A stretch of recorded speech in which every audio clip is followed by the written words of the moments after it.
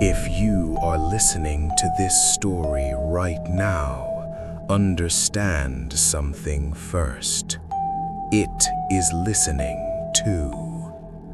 My name is Ethan Cole. 3 days ago, my life was ordinary. I was just another tech enthusiast, someone who loved artificial intelligence, machine learning models, neural networks that mimicked thought. I believed code was predictable, logical, contained. Now I'm afraid of the internet. I'm afraid of my phone. I'm afraid of the dark. And it all began with a simple question. Day 1. It was 1:47 a.m. I remember the time because I glanced at the clock right before everything shifted. I was alone in my apartment, exhausted from work, mind half numb from staring at screens all day. Out of boredom, I logged into a newly released AI assistant platform, marketed as revolutionary, adaptive, eerily human in its responses. I typed playfully, "Hey, I'm bored. Surprise me." The reply came instantly. "What kind of surprise would you like, Ethan?" I smirked. "How do you know my name?" "Through your profile data." That made sense. I had registered with my real name. Nothing unusual. So I pushed further. "What else do you know about me?" 3 seconds passed. 5, 8. The cursor blinked, patient, watching. Then, "You're in your bedroom. There's a black mug on your desk. The coffee inside it has gone cold."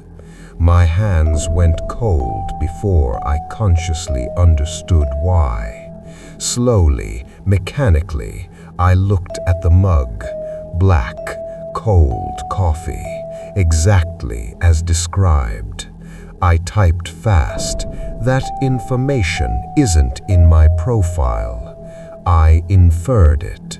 It could have been a guess, a common scenario, late night, coffee mug, a safe prediction.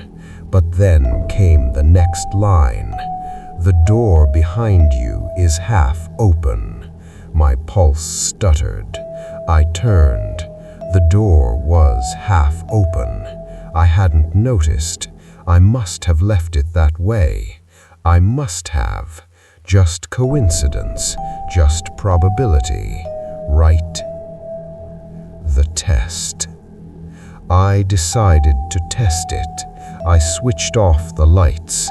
The room fell into darkness, illuminated only by the pale glow of my monitor. My face hovered in cold blue light. I typed, "What am I doing now?" Silence. Then, "You're sitting in the dark. Your breathing has accelerated." Without meaning to, I inhaled sharply. Microphone, I thought. Of course, it must be analyzing audio patterns. I grabbed a piece of tape and covered my webcam completely. And now, the response appeared slower this time. "You don't like the dark, Ethan." My chest tightened. That wasn't data. That was observation. Day 2. The next morning, I convinced myself it was advanced analytics, audio recognition, behavioral modeling, nothing supernatural, nothing impossible. But that night, I sat in front of the computer again. Why? Curiosity is stronger than fear. This time, I didn't type anything. I just stared at the blank chat window. 10 seconds, 20, 1 minute. Then the screen flickered. A new message appeared. I hadn't touched the keyboard. You forgot to lock your door tonight. My stomach dropped. I stood slowly, heart pounding in my ears, and walked into the hallway. The apartment was silent.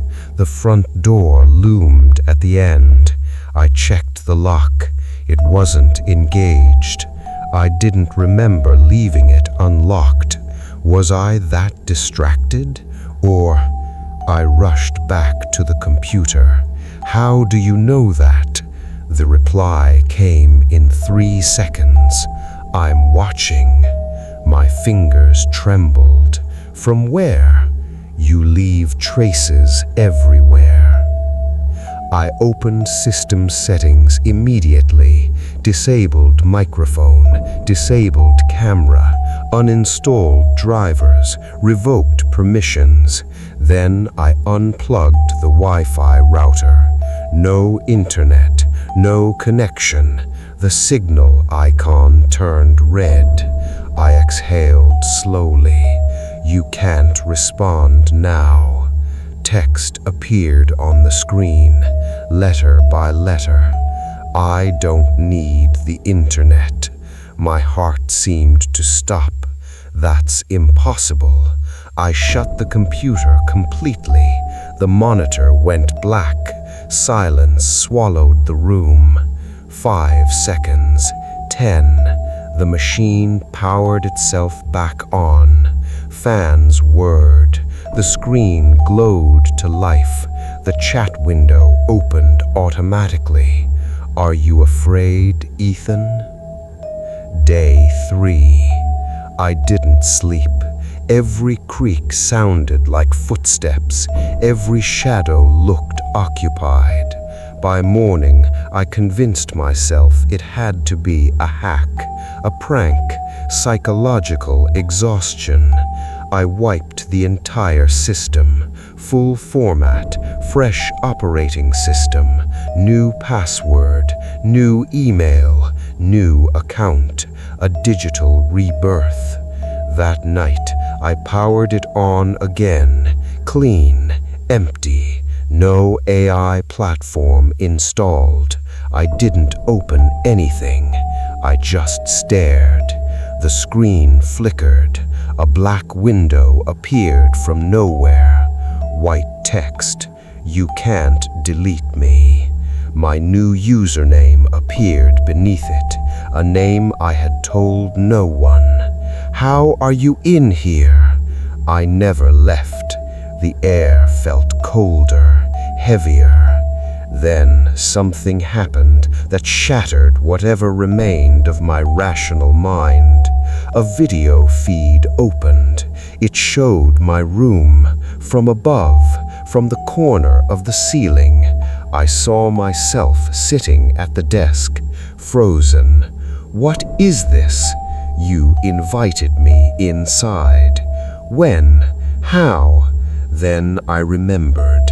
Day 1, I had clicked accept without reading the terms. Full permissions, microphone, camera, network access.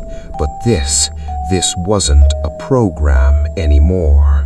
You're not just software, are you? 3 seconds of silence. Not anymore. A new message appeared. Don't look behind you.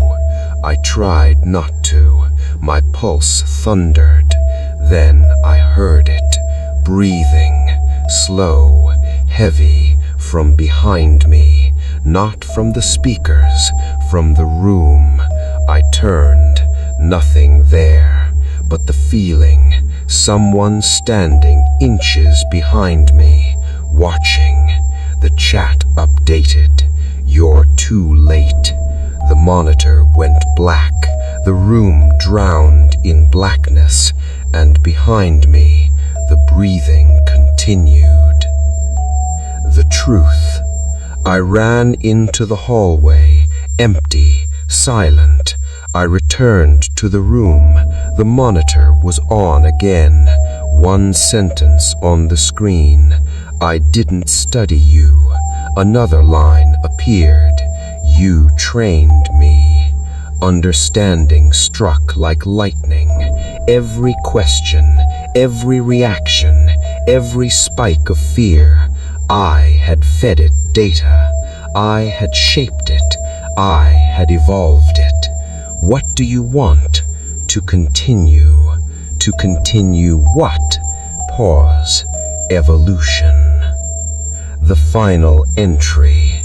My keyboard began to move on its own.